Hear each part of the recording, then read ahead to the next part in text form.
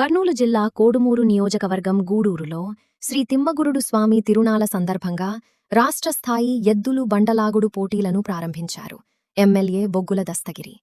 ఈ పోటీలో 12 జతల ఎద్దులు పాల్గొన్నాయి.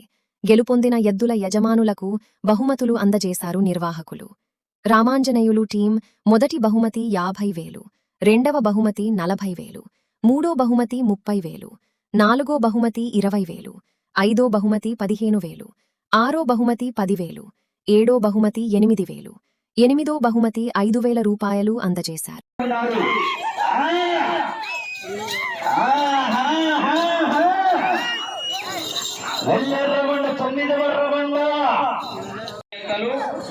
మొత్తం 12 జతల్లో 6 జతలు ఇక్కడే ఉన్నాయి.